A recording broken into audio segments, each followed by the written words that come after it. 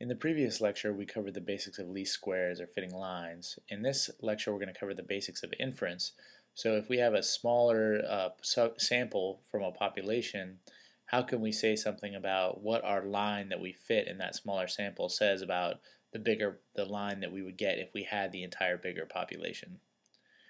So again, we have this data that we've collected from, well, Francis Galton has collected on our behalf in the 1800s, and so we load the data in using R package, and we plot the average parent height versus the child height, and then we fit a linear model relating the child's height to the parent's height, and we do that using this tilde term. So the linear model function actually always fits an intercept term unless you tell it not to, and then it assumes that you are including a bunch of other terms that you would like to be included as figures in the line. And so in this case, we only have one other variable, and we're using the mid-parent height. So then we can overlay the fitted values from that line. So we have the values of the parents' heights, and we have the fitted values that we get that are equal to the estimated intercept from this plus the estimated slope times the parent height. And so we've overlaid that specific line in red. And so what we've seen here is actually one line that we got from one particular subset of 928 families where they calculated the mid-parent height and measured the child's height. And so if you look at this fit of the line to the Galton data, we actually get numbers for what's called the coefficients. One is the intercept term, again, so the intercept is 23.942, and then we also get a term for the parent's height. In this case, it's 0.646. And so what this means is that if you increase the parent's height by 1 unit, so in this case 1 unit is 1 inch, you will get a corresponding increase in the child's height of 0.646 inches. Because remember the equation where you have b0, which is the intercept term, plus b1, which is the slope term, times the parent's height. So b1 times height scales the changes in parent's height to changes in the child's height. So what we could do is actually create a scenario where we have created 1,000,000 families based on the fit that we get from the original data set. So what we're going to do is we're going to generate this new gigantic set of data where the data has now 1,000,000 rows. And so what we're going to do is generate the parent's height from a distribution where the mean of that distribution is the average of the parents' heights in the Galton data set, and the standard deviation is the standard deviation of the parents' heights in the Galton data set. And then what we're going to do is we're going to generate child heights from the model that we fit on the Galton data. So what we're going to do is we're going to say that we're just going to make up child's heights that have an intercept term equal to the intercept term in the Galton model. It's the first coefficient value, plus the second coefficient value, or the slope, times the parent value. And so we've actually calculated generated the parent values with this line of code here, plus some noise or some error term, just like we saw in the equation when we were doing least squares, so that all the points don't lie exactly on the line. And then since we've generated 1,000,000 points, it makes it a little easier to see if we use a smooth scatter rather than just a scatter plot. So here I've plotted a smooth scatter of the parents' heights versus the child's height for these 1,000,000 families. And so this is actually the regression line from the Galton data set. And so we've actually generated the data so that this is the regression line that exists in the overall population. And we've generated a bunch of values for parents and child's heights. So what we can do is we can imagine hypothetically taking a subsample of those 1,000,000 families and calculating a new line. So what I've done here is I've set the seed so that I'll get the same answer if I run the code a second time, since I'm going to be doing sampling. And I can sample from our new Galton dataset, our 1,000,000 families. I can take a sample of size 50 without a replacement from that data set. And then I can then fit a linear model on that subsample data set. So this is on the 50 samples that come from the sampling of this 1,000,000 family data set. And so what I can do is I can plot the data that I get. So again, I could just plot parent's height versus child's height, and these are the points for parent and child height. And then the red line is actually the line that we got from the original fit of the Galton data. And the black line is the line that we get when we fit the linear model on this new subsampled set of data. So we see that this line is just a little bit different. It's got a little bit different slope, and it looks like it probably has a little bit different intercept than the original line that generated the data.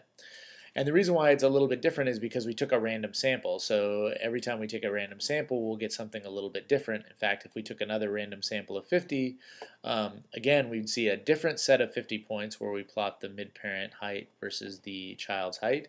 And again, if we looked at, this is the regression line that we get, the red line from the original fit to the Galton data, and the black line is now the line that we get when we fit to this particular data set. And here the difference is a little bit bigger, so we see that this line has maybe a different intercept and a different slope.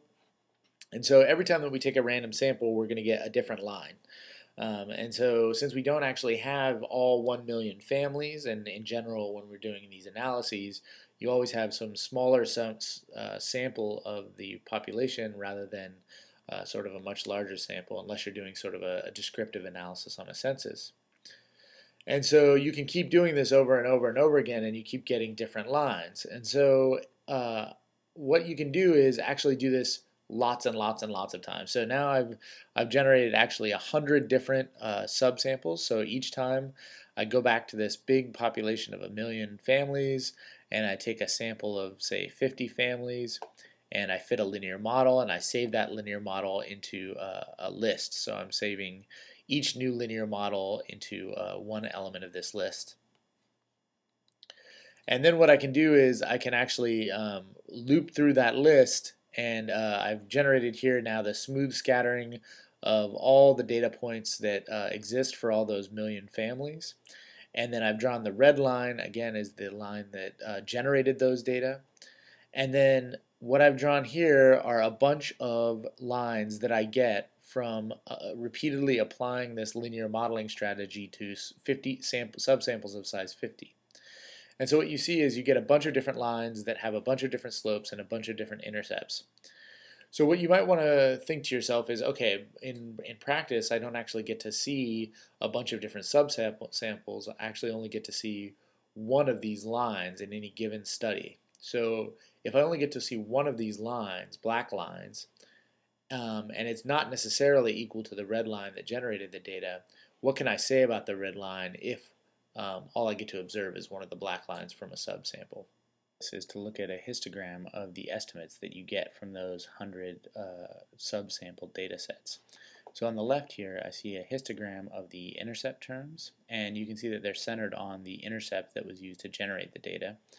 And you can also see a histogram of the slope terms from the 100 models that we fit, and again, they're centered on the actual slope that generated the data. Of course, we don't actually get to see either of these distributions, because in practice you only get to see one data set. You only take one sample. So we're going to have to try to use that one sample to say something about what these distributions look like. So it turns out that there's a really powerful theorem, and I would say this may be the most fundamental theorem and that's used in all of statistics, but maybe in all of mathematics, called the central limit theorem. And it turns out that in many cases, if the certain assumptions are met, our estimates beta hat 0 and beta hat 1, so this is the estimate of the intercept and this is the estimate of the slope, follow normal distributions. And so this is a normal distribution with mean B0 and with the variance, that's the variance of that estimate. And then also this is actually should be a B1 here, and then the variance of that estimate as well. And so it turns out we might not know what these variances are exactly in a specific data set, but we can estimate them as well. So we end up with beta hat 0 and beta hat 1 are sort of approximately normally distributed with the corresponding beta B0, and again this should be B1, and variances that we've estimated. The square root of the estimated variance for a coefficient is the standard error for the estimate, what's called the standard error, and is abbreviated S.E dot of the standard error of the actual estimate here. And so what we can do is we can actually estimate those values in R. And so here I've taken a specific subsample of size 50 from that larger million family data set, and I fit a linear model. So again, I've said I'm going to fit a model where I relate the child's height to the parent's height. So recall that the linear model function always assumes an intercept term, so it's going to estimate an intercept and then it's going to estimate a slope for the parent term. So if I do a summary of that object, I actually get the call, what I actually told LM that I'd like to fit, and then it gives you some information about the residuals. We'll talk about that later. And then it also gives you an estimate of the intercept. So this is the estimate of the intercept that we get for this specific data set. And it gives you an estimate for the slope of the term for parent here. And then it also gives you standard error. So these are these square root of the variance estimate for this coefficient, and the same thing for this coefficient down here. And then we'll talk about what these other values mean as we go on.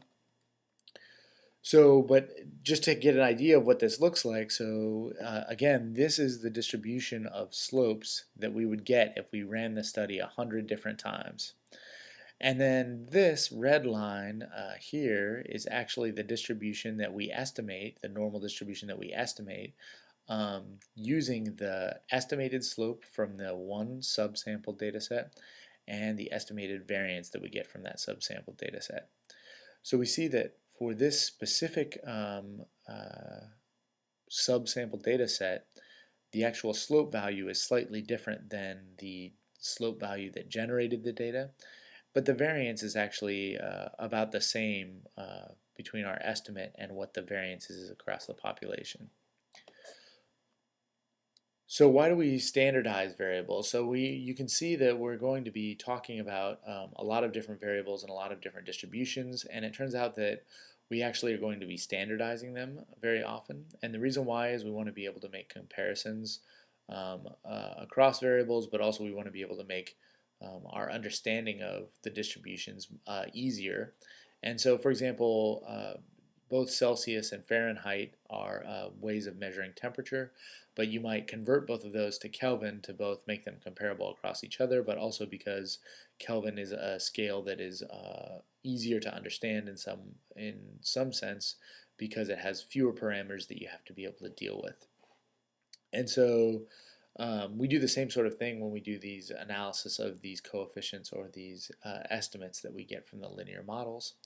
And so you can see, for example, that the intercept term has a mean that's somewhere between 20 and 30, whereas the slope has a mean that's somewhere, a little bit north of 0.6. And the variance is also very different between these two distributions. And so suppose that we want to be able to identify what this distribution is without having to have all these different parameters to specify that this one is a little bit more spread out and has a much higher mean than this one does. Well, we can standardize the distributions, and so the way that we do that is to take the coefficients that we have, the estimates beta hat 0 and beta hat 1, and we know a little something about their distribution. So if it turns out if you take beta hat 0 and subtract its known mean value, so this is now the real value if you knew it, and you subtract it from beta hat 0 and divide by the standard error of beta hat 0, this actually has what's called a t-distribution. And it has a distribution that is t with the number of samples that you had in your study minus 2 degrees of freedom. So degrees of freedom tells you a little bit about how much variation you have left over after estimating your parameters.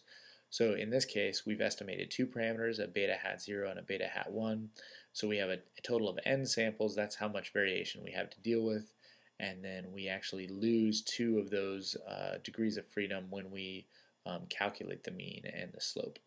And so similarly for beta hat 1, we get a distribution that is the same distribution, a t-distribution, because we've now standardized. So we've sort of subtracted the mean, we've recentered this variable near 0, and we've divided by the standard deviation, which means, or standard error, which means we've sort of set this variable to have a specific and fixed unit amount of variance.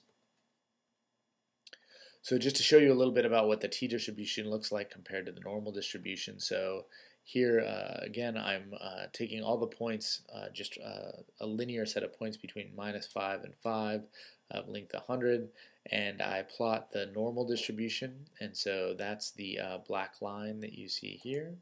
And then I also plot a couple of different t-distributions. So this is a t-distribution with 3 degrees of freedom. So you can imagine this is the distribution that you would get in red if you had 5 data points and you estimated 2 parameters. And so you can see that it's got a little bit fatter tails. There's a little bit more probability density out here to the left and to the right. And so what does that mean? It means that we're a little bit more we're a little bit less sure about where the center of the distribution is because it's a little bit more spread out. And then if you increase the degrees of freedom to the t-distribution to say 10, you get this blue curve, which is now looking much more like the normal distribution. And in fact, as the degrees of freedom gets very, very large, it's almost exactly the same thing as the normal distribution. So once we have our estimate, in this case beta hat 1, that's the estimate of the slope between the two variables, we want to know something about, say, how good our estimate is, or maybe a better way to put this is we want to know what are the possible values that the real B1 has when we have this B1 hat estimate. So one way is to create what's called a level alpha confidence interval. So a confidence interval is going to be a set of values for B1 that are values that we think are plausible. And they're going to be defined in a very specific statistical way in the sense that a confidence interval will include the real parameters, so the real value of B1, alpha percent of the time in repeated studies. So if we, to think about it another way, suppose that we over and over and over took a subsample of the same size and we recalculated the confidence interval in the same way, then we would get 100 different intervals. And of those 100 different intervals, alpha percent of them would cover the parameter that we actually cared about. So the way that you calculate these confidence intervals is using this t-distribution and using the estimates and the standard errors that we calculate from the data. So we can estimate beta hat 1 from the data using the lm command, and we can actually estimate its standard error as well using the lm command. And so to get a confidence interval, we actually just multiply the standard error by a particular quantile of the t-distribution where we choose the quantile that's equal to alpha divided by 2 if we want an alpha level confidence interval. And so what we do is we do plus and minus that to make a symmetric interval. Actually, this should be minus and plus. I've got this backwards. And so what we can do is, if we look at the coefficients from the linear model, we actually have estimates here, and we have standard errors. And then we can apply this confident function to this same linear model term and tell it what level we would like the confidence interval to be, and it actually performs this calculation for us. And so what it tells us is, in this particular data set, we estimate the intercept term to be 15.86, but our 95% confidence interval is anything from minus 7.80 to 39.53. So these are the numbers for the intercept that if we did the study over and over again, we wouldn't be too surprised to see an intercept term anywhere from -7 to 39. It's a pretty wide range. Meanwhile, we also see sort of the values that we would expect to see for the slope, and we would expect to see anything sort of between 0.42 and 1.119. So these have a sort of very specific statistical meaning in terms of the frequency with which a confidence interval will cover the actual value.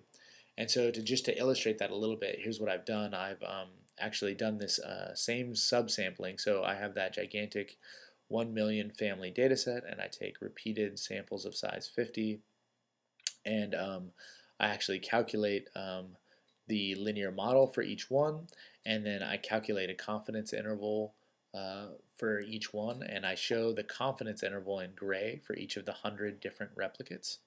So each of these is a confidence interval calculated from the replicate, and this is the coefficient value for the slope. So remember, 0.6 is somewhere around 0.6 is the real value. That's this black line here.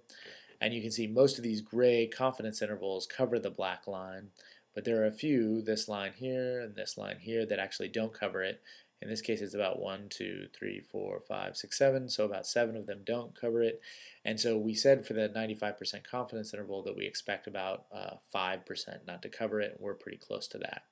So we can see that in repeated studies, we actually get a different confidence interval every time, but that confidence interval most of the time covers the real value that we care about. So those are the values we sort of expect to see.